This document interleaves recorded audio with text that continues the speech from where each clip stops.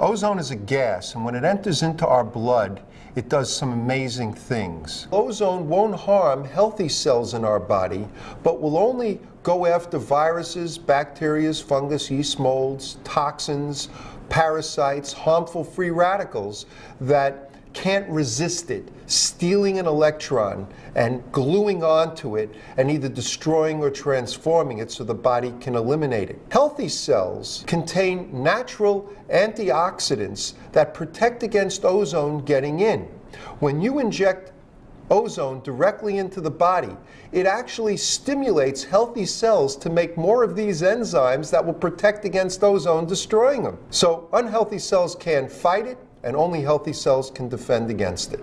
This is why it doesn't hurt people. So if you happen to have herpes, multiple sclerosis, rheumatoid arthritis, Lyme disease, Epstein-Barr virus, chronic fatigue syndrome, ozone may be the only answer for your problem, particularly when traditional medicine has failed. Ozone has properties that have been neglected by conventional medicine. It has properties that no other agent has.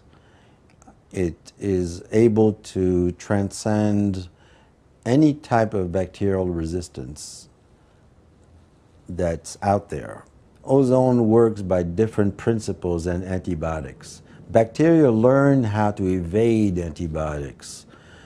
Bacteria cannot, or other microorganisms cannot learn how to evade ozone.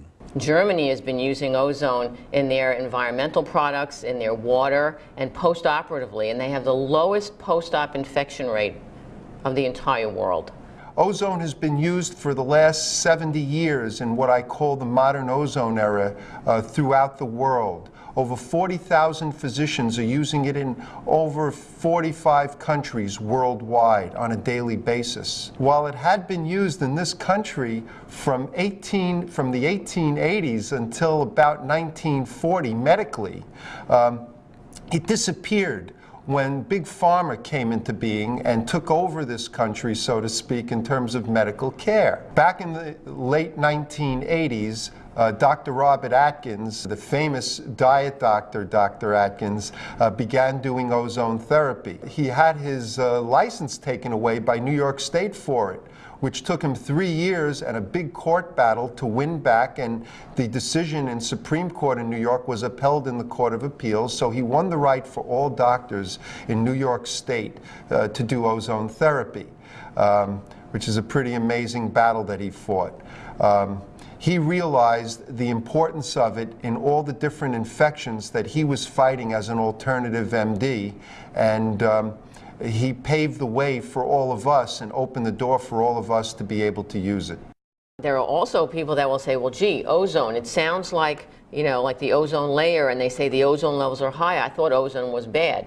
The only ozone that's not healthy is the industrial ozone that's created by car exhaust and things like that in industry, where it's mixed in with nitrites and sulfur compounds and carbon compounds. It's more of airborne, ambient, industrial type ozone. That's not the ozone we're talking about. We're talking about taking pure medical oxygen and passing it through a machine where it's charged with high voltage, and the O2 is turned into O3, and O3 is ozone.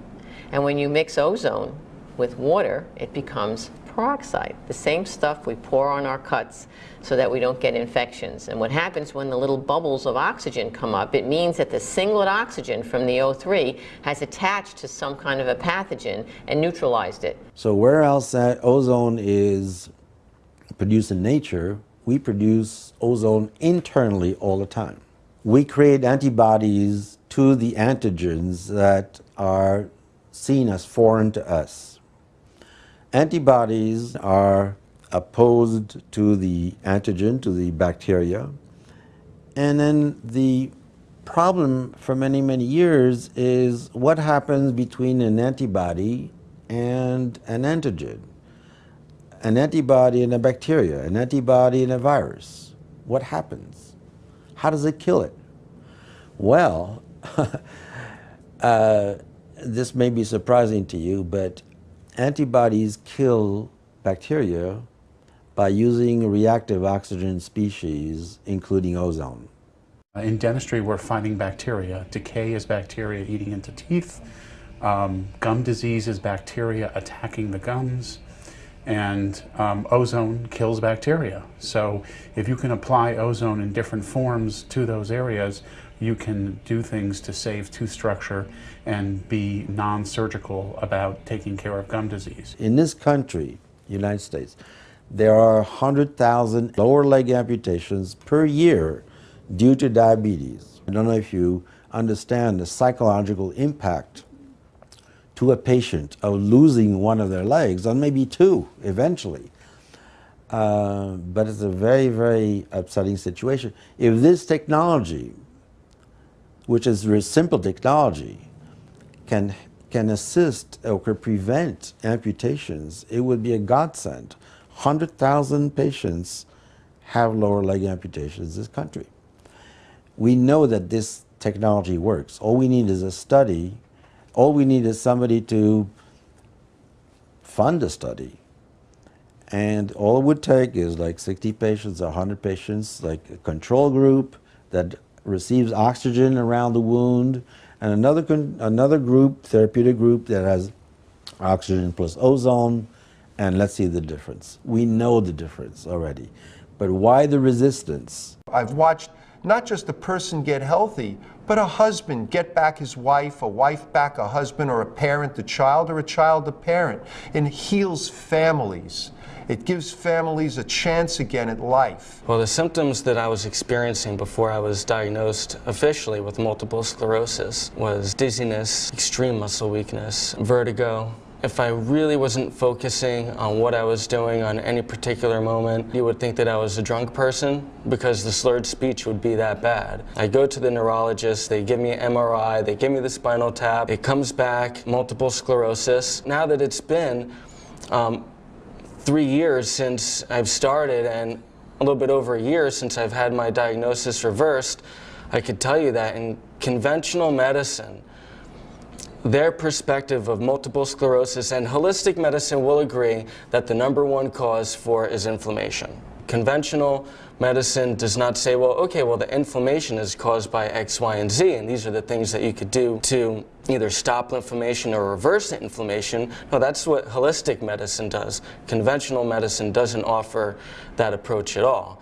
Instead, the primary approach is, here's the drugs to help make your life a little bit more comfortable, and you better prepare yourself and prepare your family to adapt to the inevitable handicap that you're going to eventually become. So build a rail to your house, because eventually the wheelchair's coming. No one has ever been cured with any medication.